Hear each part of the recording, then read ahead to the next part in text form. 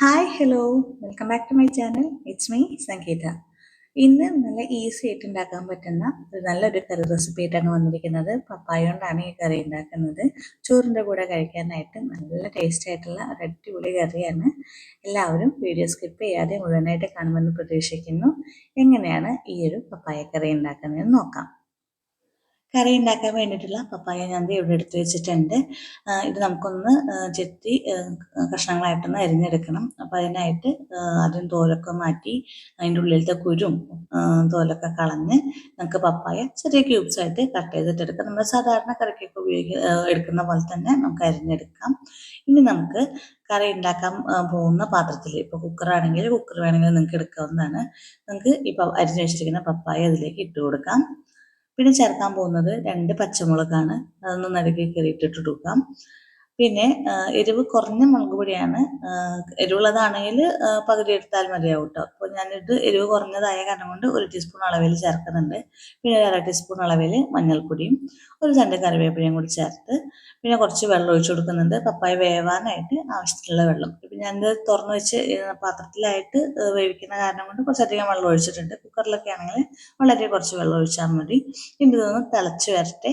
അതിന് ശേഷം നമുക്ക് ഉപ്പ് ചേർത്ത് കൊടുക്കാം കേട്ടോ. ഇപ്പോൾ കുക്കറിലാണ് എന്നുണ്ടെങ്കിൽ ഒരുമിച്ച് തന്നെ ഉപ്പ് ചേർത്ത് വേവിക്കാനായിട്ട് വെക്കാം. അപ്പോൾ ഞാൻ നന്നായിട്ട് തിളച്ചതിന് ശേഷം ഞാൻ ഇതിലേക്ക് ഉപ്പ് ചേർത്തിട്ടുണ്ട്. നന്നായിട്ടൊന്ന് മിക്സ് ചെയ്യുക.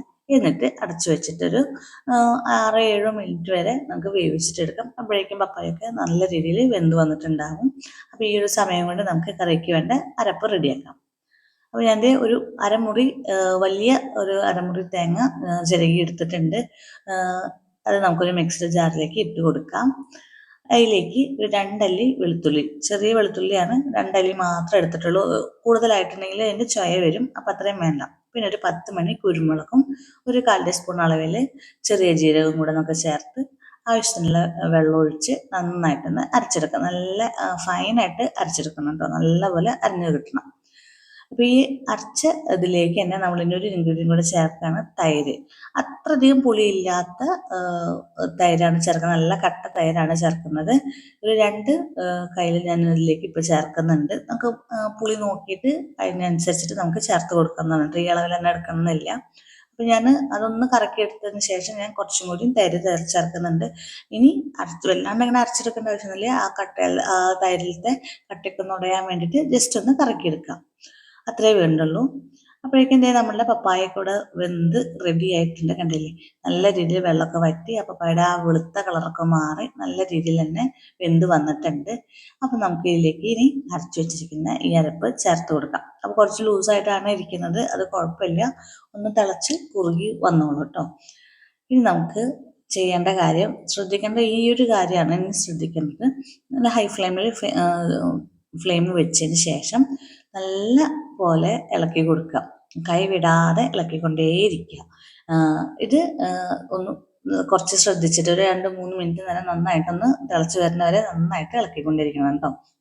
അല്ലെങ്കിൽ എന്താണെന്ന് വെച്ചിട്ടുണ്ടെങ്കിൽ ഈ അരപ്പ് പിരിഞ്ഞു പോകും. അത് കാരണം കൊണ്ടാണ്. കൈ വിടാതെ ഇളക്കിക്കൊണ്ടിരുന്നിട്ടുണ്ടെങ്കിൽ നമുക്ക് നല്ല രീതിയിൽ തന്നെ നമ്മളെ മോരുകറി കിട്ടും.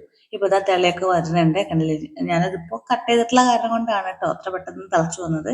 ഒരു 2-3 മിനിറ്റ് എടുക്കും തിളച്ച് വരാനായിട്ട്. കൈ വിടാതെ ഒന്ന് ഇളക്കിക്കൊണ്ടിരിക്കുക. ആ തേങ്ങയുടെ അരപ്പൊക്കെ ഒന്ന് വെന്ത് കിട്ടണം നമുക്ക്. അപ്പോൾ അതുവരെ നമുക്കൊന്ന് ഇളക്കിക്കൊണ്ടിരിക്കുക. അപ്പോൾ നന്നായിട്ട് തിളച്ച് വന്നിട്ടുണ്ട്. അത്യാവശ്യം നല്ല രീതിയിലൊന്ന് തിളച്ചിട്ടുണ്ടെങ്കിൽ നമുക്ക് കുഴപ്പമില്ല. അപ്പോൾ പിന്നെ തേങ്ങ പിരിയൊന്നുമില്ല കേട്ടോ. ഇനി അപ്പോൾ കറി എൻ്റെ തിളച്ചിട്ടുണ്ട്, എന്നാലും ഞാൻ ഇളക്കിക്കൊണ്ടിരിക്കുകയാണ്.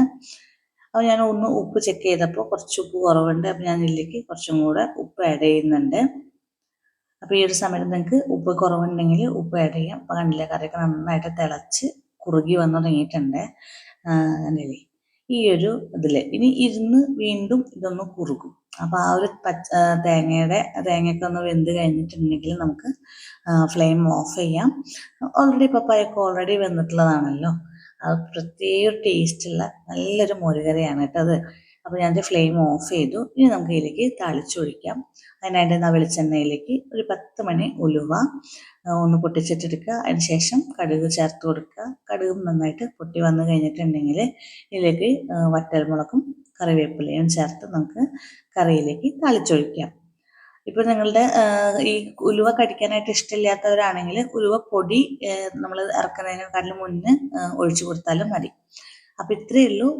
ചോറിൻ്റെ കൂടെയൊക്കെ കഴിക്കാൻ പറ്റുന്ന വളരെ സിമ്പിളായിട്ട് ഉണ്ടാക്കാൻ പറ്റുന്ന നല്ലൊരു പപ്പായ മോരുകറിയാണ്. എല്ലാവരും ഒന്ന് ട്രൈ ചെയ്ത് നോക്കുക. ട്രൈ ചെയ്തിട്ട് ഇഷ്ടമായിട്ടുണ്ടെങ്കിൽ ഫ്രണ്ട്സിനും ഫാമിലിക്കൊക്കെ ഒന്ന് ഷെയർ ചെയ്ത് കൊടുക്കുക. Thanks for watching. Stay tuned.